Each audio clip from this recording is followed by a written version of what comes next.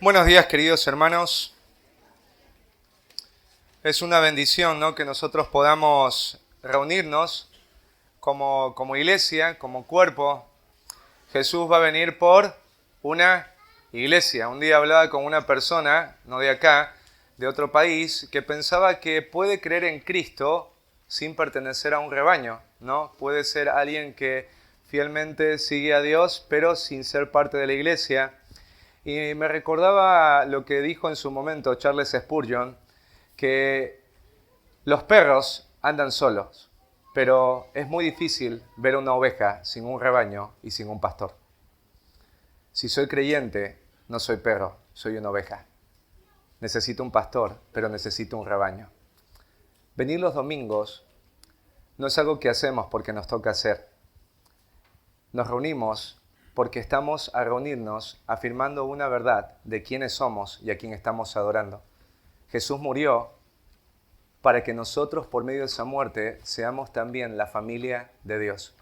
Y la familia está siempre unida. Sea que uno se lleve mal o sea que uno se lleve bien. Porque cuando tú eres familia, sí o no, tenés que soportar porque es tu familia. Tenés que seguir estando porque es tu familia. Tenés que seguir perdonando porque es tu familia. Tenés que ir a los cumpleaños porque es tu familia. Hay que estar. Y por eso es tan importante que no dejemos de lado el hecho de pensar por qué nos reunimos. Somos la familia de Dios. Si piensas más profundo, somos la novia de Cristo. Si usted dice ser creyente y usted no quiere estar y ser parte de la novia, usted entonces ¿de quién es?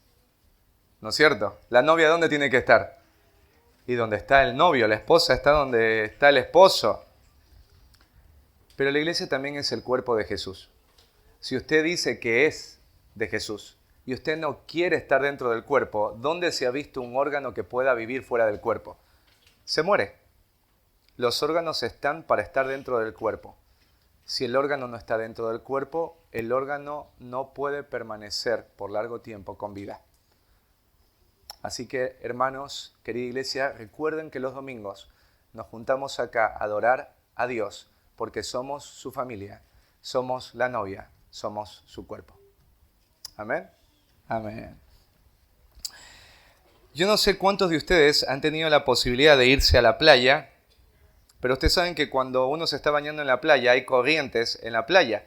Cuando tú estás en la orilla, esas corrientes te van llevando de a poco a otro lugar sin que vos te des cuenta. Había un matrimonio que estaba de lo más feliz ahí en la playa y estaban disfrutando del sol, de la arena, ¿no?, de los mates. Y en un momento pasó algo. Ellos dejaron que sus hijos vayan a jugar a la orilla. Ellos estaban mirándolos, pero ellos en algún momento se empezaron a entretener en algo que no era sus hijos. Porque si tú vas a la playa tenés que estar pendiente de los niños. No tenés que quitarles la mirada. Si le quitas la mirada, te va a suceder lo que le pasó a este matrimonio. En un momento ya no vieron más a sus hijos. La corriente los había llevado a muchos metros y los chicos no se habían dado cuenta y ellos tampoco. Después estaban, ¿no es cierto?, ellos ahí. ¿Y ahora dónde están nuestros hijos? Y estaban ahí turbados y afanados buscándolos, porque pensaban también que algo les había sucedido, que se habían ahogado. Al final, obviamente, los niños no se ahogaron, los niños también estaban asustados porque habían perdido de vista a sus padres y los padres se dieron cuenta que si vas a la playa, vos no tenés que quitarle la mirada a tus hijos, porque si le quitas la mirada, en algún momento empiezas a perderlos, porque les quitaste la mirada de encima. La vida cristiana es semejante a esto. Los cristianos somos llamados a poner nuestros ojos en una persona y es en Jesús. Si usted los pone en el pastor, está en el horno. Si pone los ojos en las personas de la iglesia, está en el horno. Si pone sus ojos en su familia, está en el horno. Si pone sus ojos en su trabajo, está en el horno. ¿Por qué? Porque los cristianos son llamados a poner la mirada en una sola persona y es en la persona de Jesús. Cuando le quitamos la vista a Jesús y nos entretenemos con algo que no es Jesús, empezamos a perder aquello que es valioso. Como este matrimonio. Le quitaron la vista a sus hijos por poner su vista en cosas que no eran sus hijos.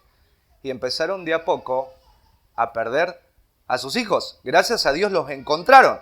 Pero imagínate en un caso más terrible que se hayan ahogado y ellos por haber estado entretenidos no se dieron cuenta. Imagínate el dolor de toda la vida, la culpa de toda la vida, la tristeza de toda la vida por no haber puesto la atención en el lugar y en las personas correctas.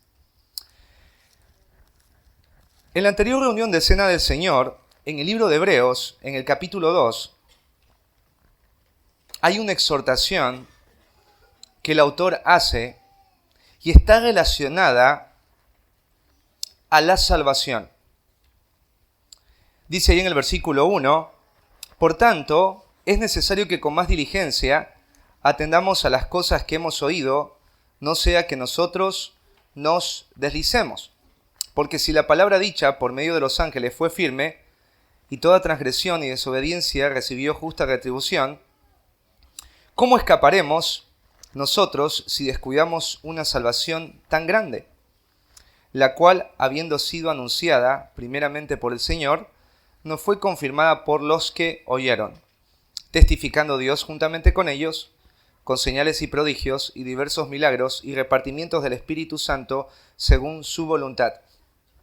El autor de Hebreos sabe que hay algo que está pasando en esta audiencia. Esta audiencia ha perdido de vista a Cristo. Esta audiencia no está contemplando a Cristo en su verdadero valor. Han perdido la realidad del valor de Cristo. Ahora hay creyentes en esa audiencia que se están deslizando y están pensando abandonar el cristianismo. Están pensando abandonar a Cristo. Algunos de ellos ya lo han hecho. Algunos de ellos no están congregando. Cuando tú lees la carta, te das cuenta que era esta la realidad.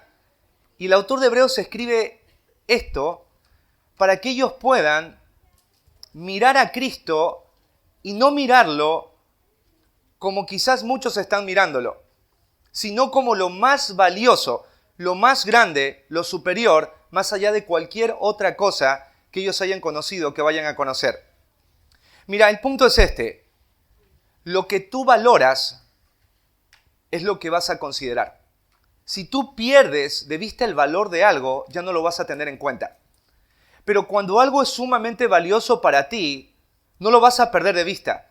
Lo vas a tomar en cuenta y lo vas a proteger, aunque de eso dependa tu vida, porque es muy valioso.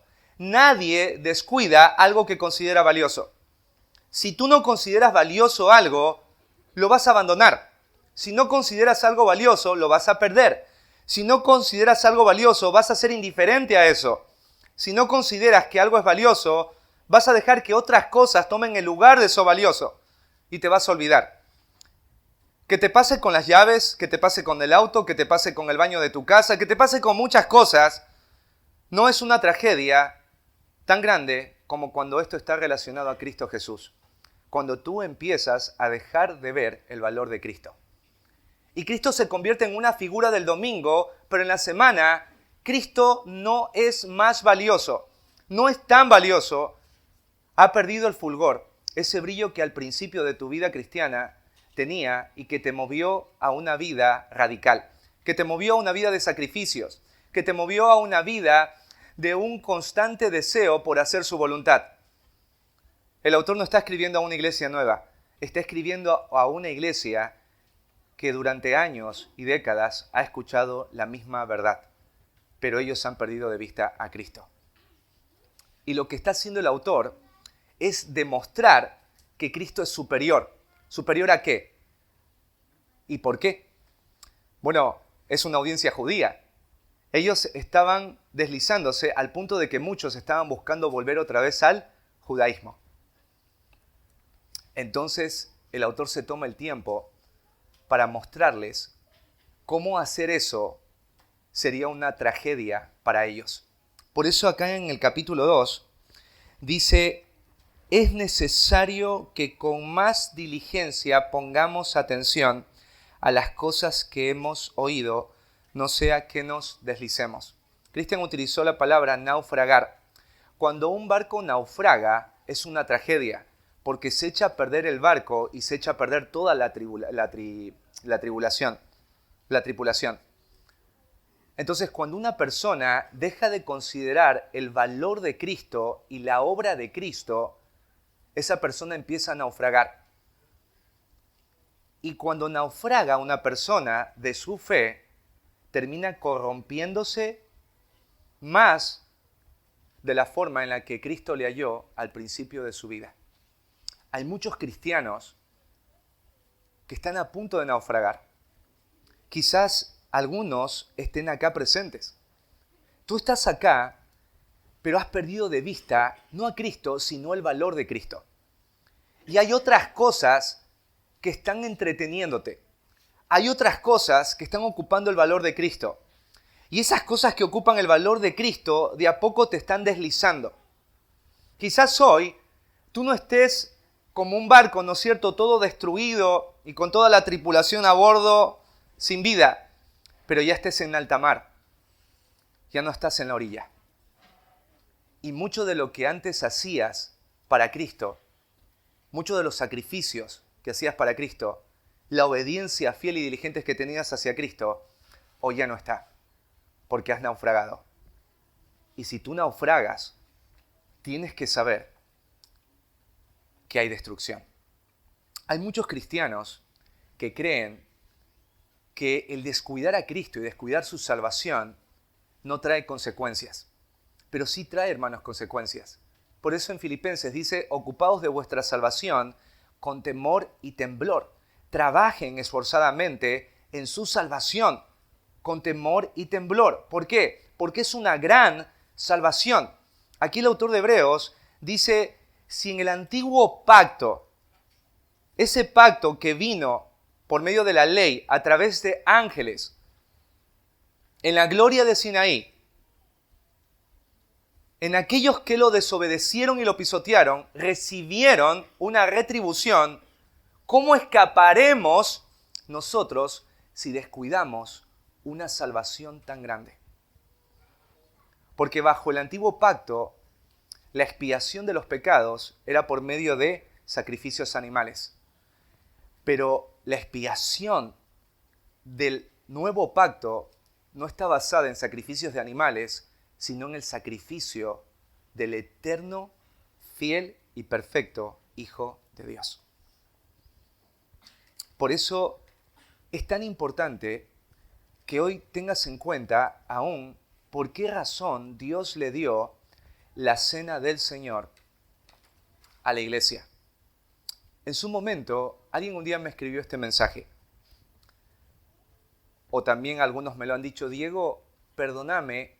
O Diego, ¿sabes qué? Quiero informarte que este domingo yo no voy a ir a la cena del Señor. Quiero pedir perdón. Eso ha pasado con varios. Y cuando esto pasa, a mí me produce una profunda agonía. Porque la cena del Señor es un mandato, pero es un mandato que no funciona solamente para adorar a Dios, porque hacemos memoria, sino que es un mandato que evita que tú naufragues de la fe. Porque cuando tú haces memoria del sacrificio de Cristo, lo que estás haciendo es poner un ancla a esa alma olvidadiza, necia y tonta que se va entreteniendo y desviando de cosas que no son Dios. Porque cuando vienes a la cena del Señor, recuerdas que ese pan hace referencia a un cuerpo que fue molido y que recibió la ira eterna de Dios. Pero también cuando ves la copa que simboliza la sangre eterna de Dios que fue derramada, tú recuerdas que ese sacrificio fue costoso y que ese sacrificio refleja el amor de Dios, la abundante gracia de Dios. Y eso te guarda de naufragar. La cena del Señor es la gracia de Dios para la vida de la iglesia. Es lo que Dios también usa como medio para que no descuidemos esta salvación tan grande. es para volver tu alma al camino de donde se ha perdido. Es la luz en medio de un camino de oscuridad que has tomado. Es el faro cuando el barco está perdido. Allá es la dirección. Por eso ten en alta estima la cena del Señor.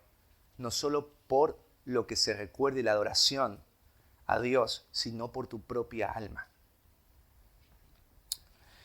Saben, hay una técnica japonesa, no sé si alguna vez ustedes la escucharon, se llama el kintsugi. Es una técnica japonesa interesante porque esta técnica repara cerámicas rotas, platos rotos, que son muy importantes para las personas. Cuando se te rompe una taza, no, qué triste, vos sabés que si se te rompe una taza, ya fue, tenés que comprarte otra.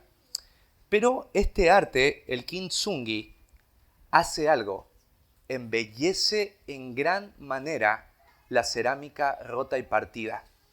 De manera que no solo se puede volver a utilizar, sino que en sí esa taza rota se convierte en una obra de arte, en una pieza de lujo. ¿Cómo nació este arte? Bueno, el shogun, que es un gobernante militar en Japón, rompió su taza de té favorita. Para los japoneses es muy importante el té, la hora del té. Y en este caso la taza del té. Era una persona muy importante y esta pieza era de gran valor, no solamente para él en el sentido emocional, sino la taza en sí tenía un gran valor. Al habérsele roto, él estaba buscando cómo restaurarla, cómo componerla. No se imaginaba no tener esa taza tan costosa de té. Así que envió la taza a China para que se la repararan. Sin embargo, los artesanos chinos la devolvieron unida con unas grapas de metal feas y toscas que arruinaban su estética y hacían que goteara. Estéticamente se veía horrible y aparte de eso no funcionaba porque goteaba. ¿Quién quiere una taza de té que te gotea? Nadie. Decepcionado, el shogun encargó a sus propios artesanos una solución más estética.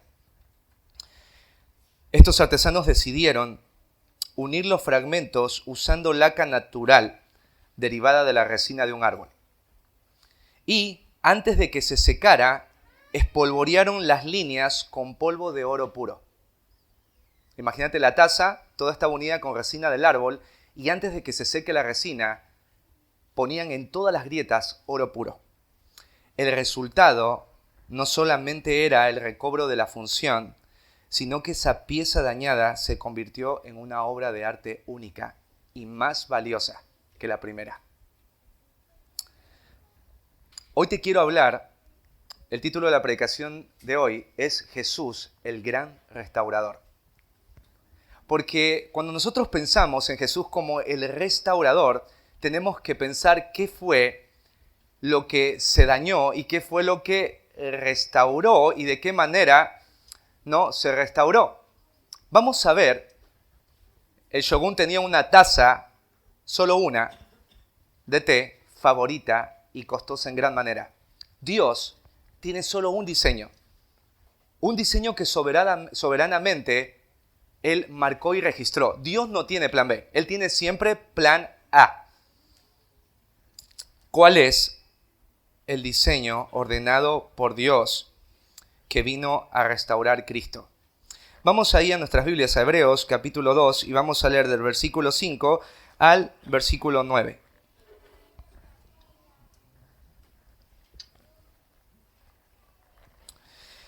Porque no sujetó a los ángeles el mundo venidero acerca del cual estamos hablando. Pero alguien testificó en cierto lugar diciendo, ¿qué es el hombre para que te acuerdes de él? ¿O el hijo del hombre para que le visites? Le hiciste un poco menor que los ángeles, le coronaste de gloria y de honra, y le pusiste sobre las obras de tus manos. Todo lo sujetaste bajo sus pies.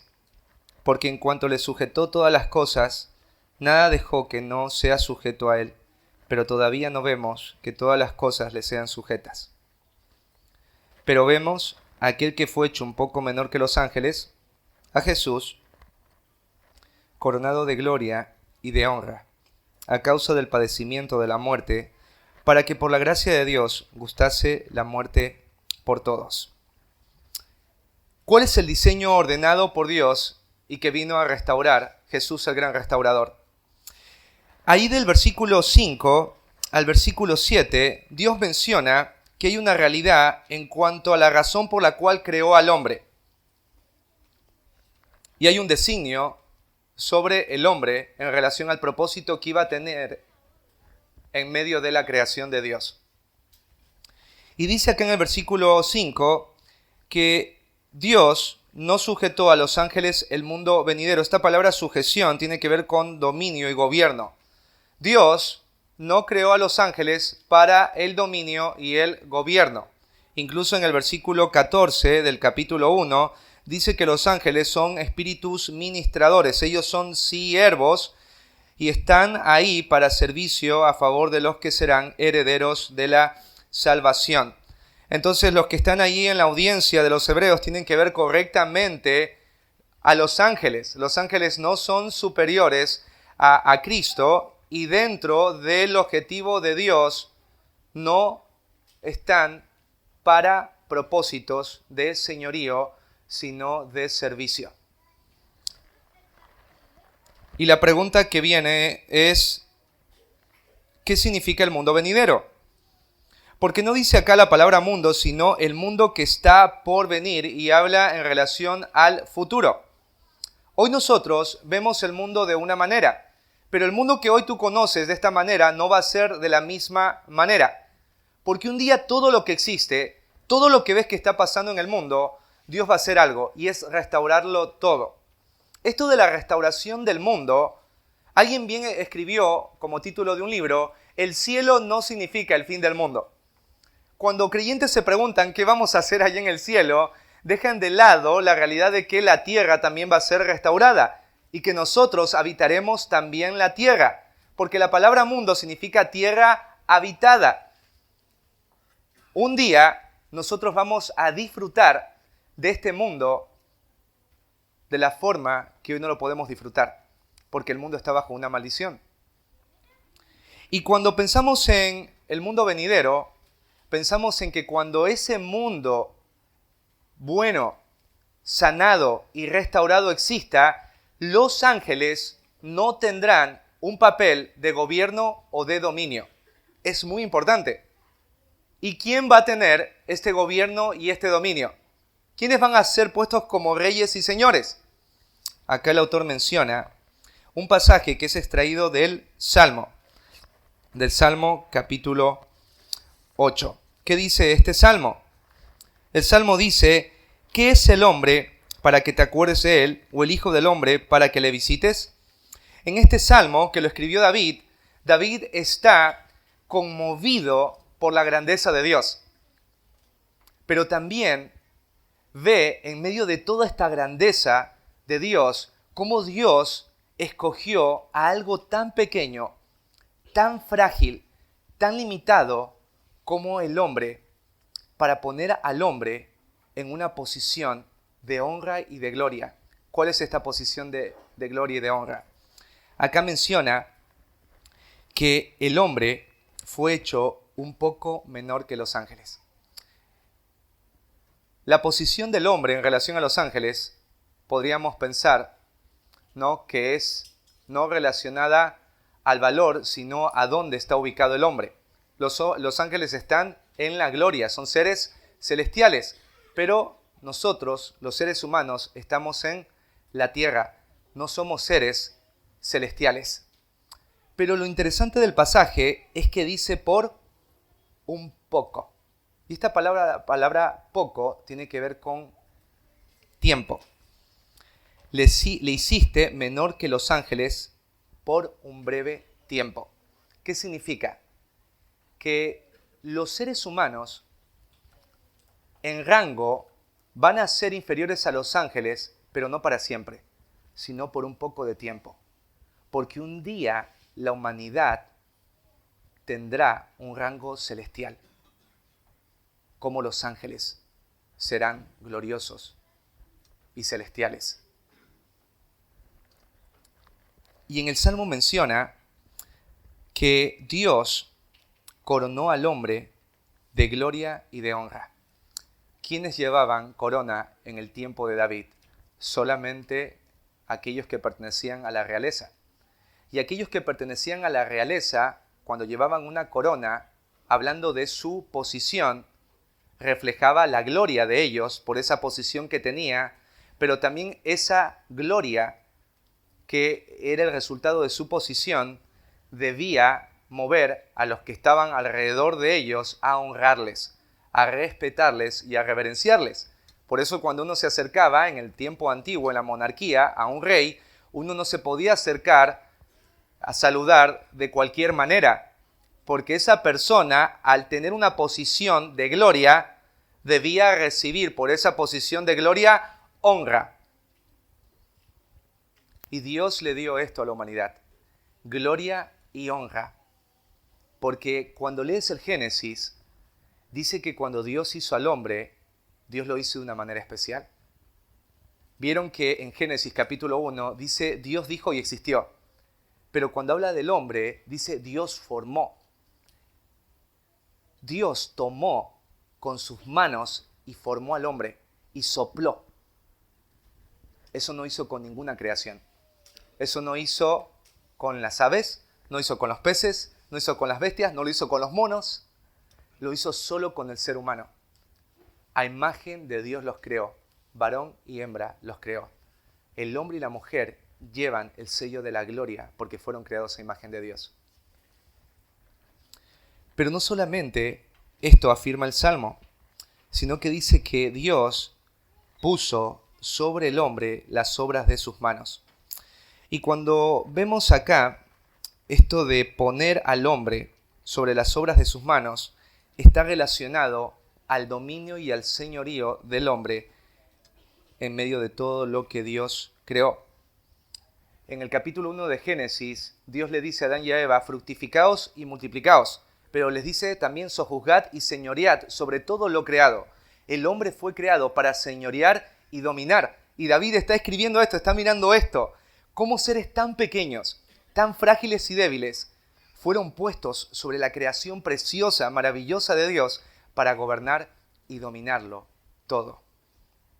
Ese es el diseño precioso del plan de Dios. Pero viene la pregunta, mira alrededor del mundo. ¿Cómo luce la humanidad? ¿Hay gloria y honra en la humanidad? ¿El hombre está dominando y gobernando la creación? No, la taza de té se partió.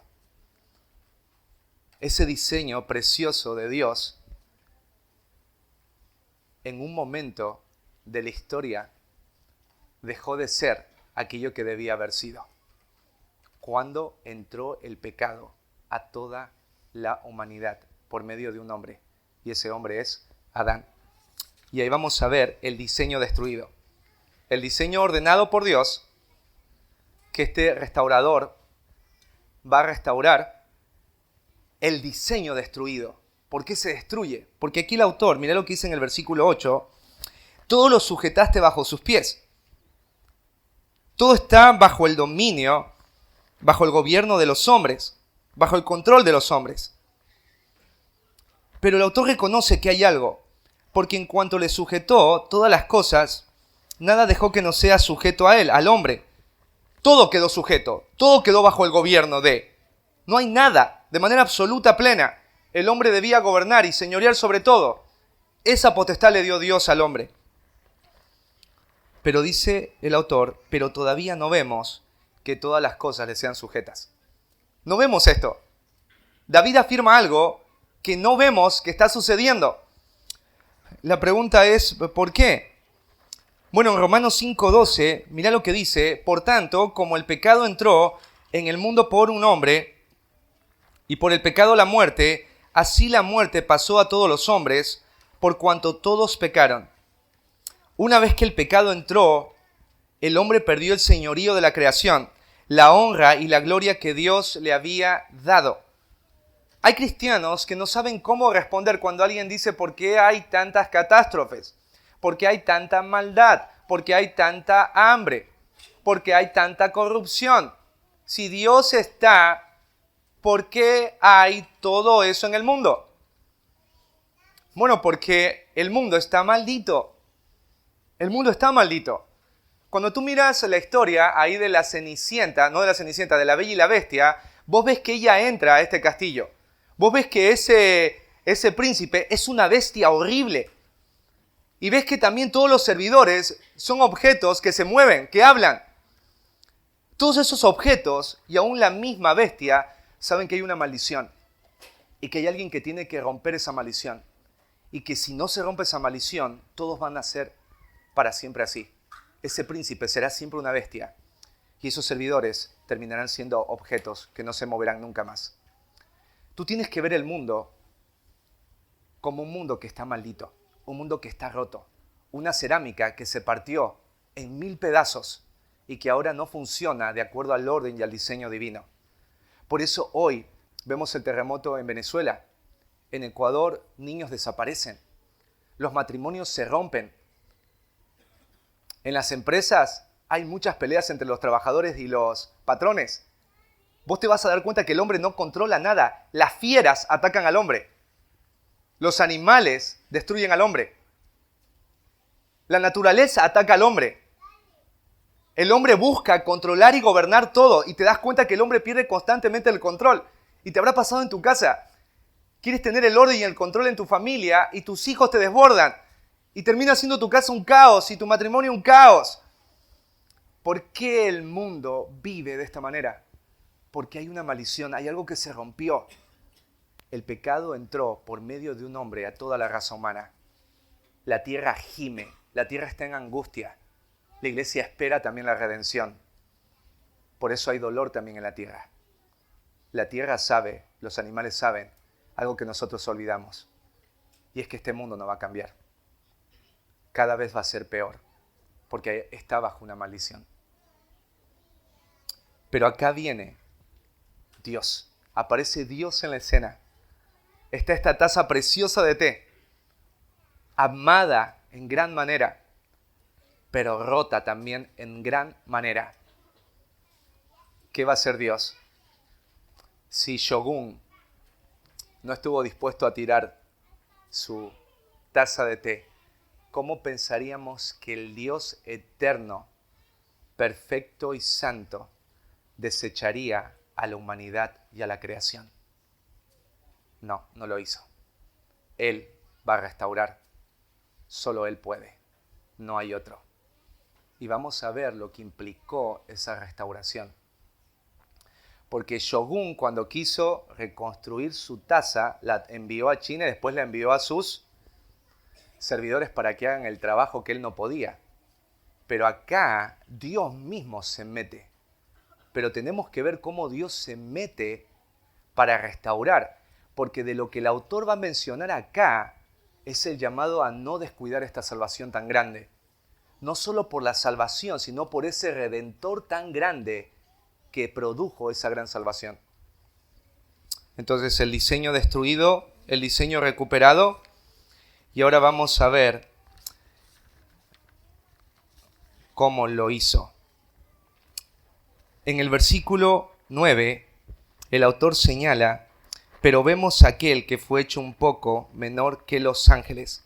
Aquí vemos que introduce a alguien que fue hecho, no que era, alguien que fue hecho menor por un poco, breve tiempo que los ángeles. No era menor que los ángeles, fue hecho menor a los ángeles. Y es muy importante que pongas atención en esto. No era menor a los ángeles, nunca fue menor a los ángeles. Fue hecho menor a los ángeles. ¿Por quién fue hecho? Por Dios. Y habla aquí de Jesús. ¿Por qué dice acá que Jesús fue hecho un poco menor que los ángeles? Porque Jesús se hizo hombre. La divinidad se revistió de humanidad. Ponete a pensar en Jesús. Jesús, hermanos, es Dios. Todo lo que existe, cada estrella, planeta, galaxia, el macrouniverso, el microuniverso fue creado por medio de Cristo. En el libro de Colosenses dice que nada de lo que el mundo tiene, nada de lo que ves y lo que no se ve hubiese sido posible si no fuera por el verbo, la palabra de Dios. Pero esa palabra se humilló, esa palabra se despojó a sí mismo, tomó forma humana. Yo no sé cómo habrá sido de escandaloso ver a los ángeles que aquel que estaba sentado en el mismo trono y que es Dios, se revistió haciéndose de la misma manera que aquellos que amaba, tomando una forma frágil, pequeña y limitada. Él se humilla. Los ángeles, si tienen lágrimas, ¿cómo habrán enfrentado la realidad de ver a ese Dios tan alto hacerse tan pequeño, tan glorioso hacerse tan pobre, tan omnipotente hacerse tan pequeñito, tan frágil que necesitaba que sus padres le enseñen a hablar, lo cambian, lo sostengan con las manos para que no se resbale? Porque Jesús es Dios, pero también es hombre. Y Él se hizo un poco menor a los ángeles. ¿Por qué? Porque Él quería restaurar la taza de té. Vos sos la taza de té.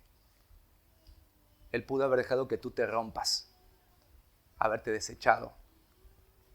Pero Él envió a Cristo. Él se hizo. Dios lo hizo un poco menor a los ángeles. Jesús se hizo carne. Por ti, por mí. En Filipenses, capítulo 2, versículo 6 dice, el cual siendo en forma de Dios, no estimó el ser igual a Dios como cosa a que aferrarse, sino que se despojó a sí mismo, tomando forma de siervo, hecho semejante a los hombres. Jesús no se aferró. Te hago una pregunta, ¿qué gobernante estaría dispuesto a irse a vivir al lugar más pobre del mundo o de la zona que gobierna para poder ayudar a los que están en esa zona a salir adelante? Ningún gobernante haría eso, ninguno. Puede mandar a sus siervos, puede mandar a sus emisarios, puede mandar containers de ropa, pero él jamás se atrevería a estar en la misma mugre, desorden, dolor y sufrimiento que ellos para poder darles un futuro y una esperanza. Esto solo se ve en el glorioso Dios que descendió de los cielos y que estaba sentado en el trono. Pero también el gran restaurador no solo debía ser humillado, sino que el gran restaurador debía padecer. Para recomponer lo que estaba roto, él tenía que ser roto. Si él no se rompía, lo roto no podía volver a estar unido. Ahí en Filipenses 2:8-9 dice, y estando en la condición de hombre, se humilló a sí mismo, haciéndose obediente hasta la muerte y muerte de cruz.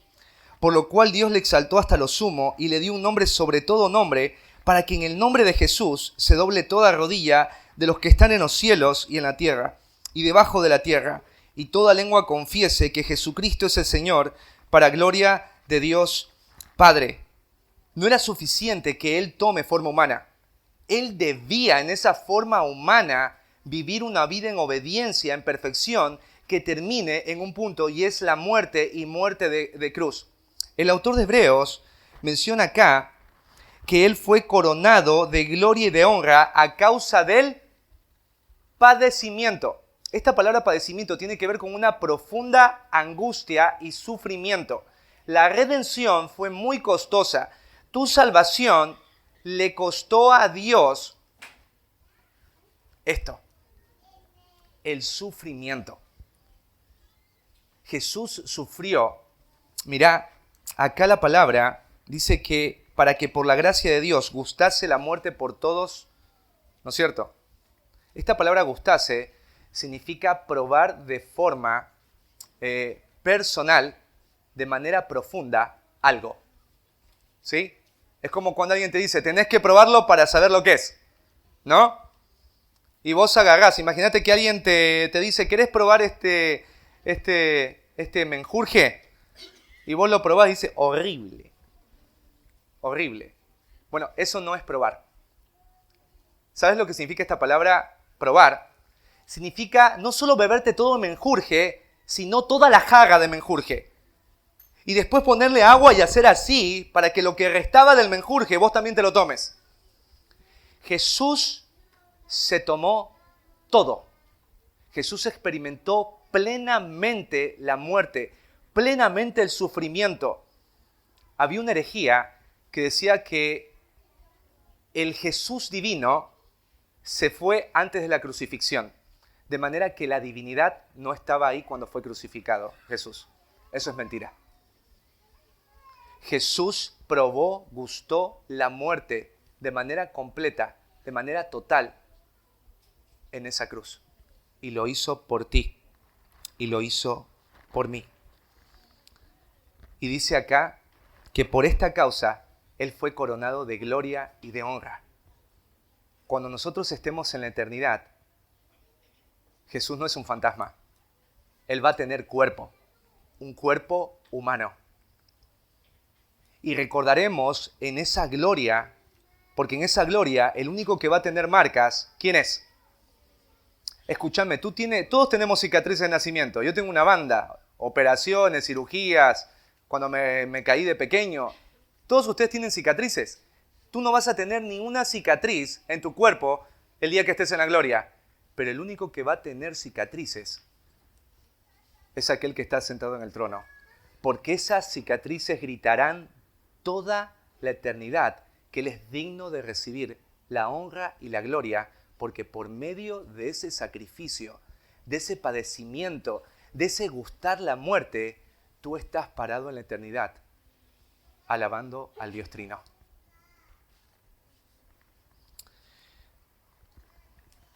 ¿Qué movió a Dios a hacer todo esto? Aquí dice, por la gracia de Dios. La abundante gracia de Dios. ¿Sabes? Hay muchos gobernantes que en el tiempo de elecciones, ¿qué empiezan a hacer? Acá en La Matanza. Te asfaltan la calle, ¿viste? Empiezan a suceder cosas. De repente hay medicina en el hospital, de repente hay turnos, de repente hay un montón de cosas. ¿Cuál es el objetivo? Poneme en el trono, poneme en el gobierno. Qué diferente que es nuestro Dios. Él está en el gobierno, pero Él no quiere nada de ti. Él está infinitamente dispuesto a sacrificar su vida por amor a ti. No busca nada de ti. Lo único que busca es amarte, extenderte gracia y misericordia. Hermanos, si la salvación vino por medio del ser más glorioso humillado, ¿cómo habríamos de descuidar esa salvación? ¿Cómo habríamos de descuidarla? ¿Cómo estás viendo a Jesús? ¡Qué glorioso es nuestro Dios! Se hizo hombre, padeció la muerte. Muchos descuidan la salvación. Muchos están ya naufragando. Si tú eres alguien así, mira a Jesús. Mira a este Redentor. Mira lo que este Redentor hizo. Mira lo que le costó esa redención. Si la salvación vino por medio del sufrimiento y la muerte de ese ser glorioso, ¿cómo habría de descuidar esa salvación? ¿Sabes? Cierta persona un día dijo lo siguiente: mi papá me dio el órgano que yo necesitaba para vivir. Y por darme ese órgano, mi padre murió. Yo no voy a malgastar mi vida, porque recuerdo que estoy vivo gracias a mi padre que murió. ¿Por qué los cristianos siguen jugando con el pecado? ¿Por qué hay cristianos que no quieren seguir peleando la buena batalla de la fe, haciendo lo que hacían al principio? ¿Por qué hay tantas excusas hoy para servir al Señor? ¿Por qué es tan difícil luchar con el pecado? Porque te has olvidado de que si estás vivo hoy acá, no es por tu familia, no es por tu trabajo, no es por nada que no sea aquel que te dio la vida en una cruz. Y esa debería ser la motivación que movió a este chico. ¿Cómo habría yo de malgastar mi vida si estoy vivo acá por causa de mi padre? No voy a malgastar lo que mi padre hizo. Su sacrificio es muy preciado para mí. Y este hijo va a la tumba, ¿no? Y le dice, gracias Padre, porque me diste la vida. Preferiste mi vida a la tuya. Cada vez que tú vienes a la cena del Señor, deberías venir con esa actitud.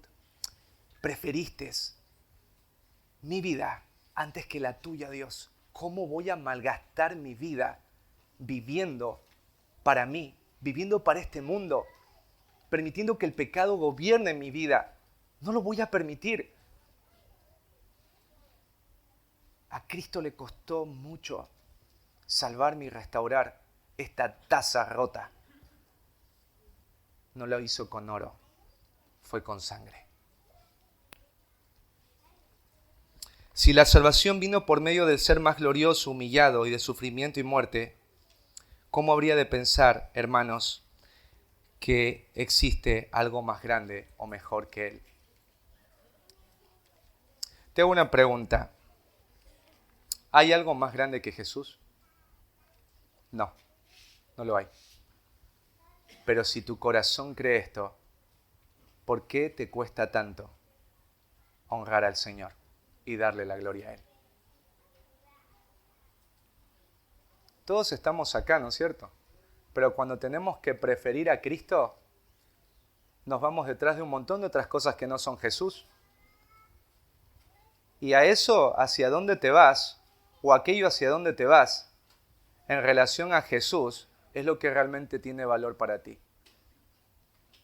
Por eso, si te vas a dar cuenta, siempre en el ministerio hay pocos. Siempre hay pocos. ¿Por qué hay pocos? Porque los otros están ocupados en algo que no tiene valor, porque han perdido el valor de Cristo, de sus corazones.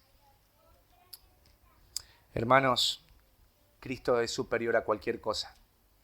Quizás nosotros empezamos a leer Hebreos, vos dices, pero yo no creo que Jesús sea superior a los ángeles.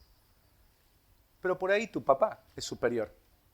No un ángel, pero sí tu papá. Sí tu esposa. Sí tus juguetes, ¿no es cierto? Tus amigos. Sí tu trabajo, tu carrera, tu oficio, tu reputación, tu entretenimiento, tus hábitos. Es verdad, no nos parecemos a esta audiencia. El problema acá no es que estamos prefiriendo a Jesús por encima de los ángeles. No, pero son cosas que igual son valiosas para nosotros y más gloriosas que Jesús. Hermanos, nos hemos acostumbrado a Jesús. Por eso muchos de nosotros ya no le damos la importancia que Él merece. Él es digno de honra y gloria. ¿De qué manera estás viendo a Jesús, querido hermano? ¿De qué manera lo ves? ¿De qué manera la humillación de Jesús y su padecimiento están afectando tu vida? Imagínate en la eternidad cuando te vean los ángeles dicen, esta taza estaba rota. No servía para nada. Y ven ahora esa taza en gloria, con un valor infinito, porque sobre esa sangre, sobre esa taza fue derramada, sobre esa persona, hombres y mujeres, fue derramada la sangre preciosa del Cordero. Los ángeles jamás van a poder cantar y decir, Dios es mi Padre. ¿A cuál de los ángeles Dios le dijo, tú eres mi hijo? Todos los que han creído somos hijos de Dios. Los ángeles no van a poder cantar de la paternidad de Dios. Tú sí. Qué privilegio. Pero muchos ya no lo ven como privilegio. Los ángeles jamás van a poder cantar de la redención, porque Jesús no fue enviado para salvar a los ángeles, sino a la descendencia de Abraham, a los hombres. Tú sí vas a poder cantar de la redención. Los ángeles nunca van a poder hacerlo, porque no pueden cantar lo que no han experimentado, ni se les ha dado como privilegio, cosa que se le dio a las criaturas más pequeñas, frágiles y débiles de toda la creación. ¿A qué cosas que no son Jesús, hermano, le estás dando mayor valor o superioridad? Y si lo estás haciendo, haz como este matrimonio. Volvé a poner la mirada en donde tenías que ponerla. Y si se perdió, anda. Porque la cena del Señor está para eso. Para hacer memoria haced esto en memoria de mí. Hacer memoria, ¿sabes lo que significa? No recordar como cuando te olvidas algo. Ah, me olvidé de apagar la tele. Bueno, después la apago. No, el recordar es, me olvidé de apagar la tele. No voy al trabajo, me regreso y la apago. Esta palabra recordar, hacer memoria, significa un recuerdo que te lleva a que lo que sucedió en el pasado afecte tu presente de una forma significativa. No estamos acá para recordar, bueno, Jesús murió, sino Jesús murió y que tu corazón arda en gratitud, en alabanza, en lágrimas, en resoluciones. Resolución de Señor, he estado viviendo para mí, he estado viviendo para este mundo, perdóname. Señor, he sido orgulloso, he sido avaro, codicioso, lujurioso, rebelde, ingrato. Perdóname, Señor. Para esto estamos acá, hermanos. Para no descuidar nuestra salvación. Es un medio de gracia. Tu alma lo necesita. Dios no necesita nada de nosotros. Nosotros siempre lo vamos a necesitar. Amén. Vamos a ponernos de pie.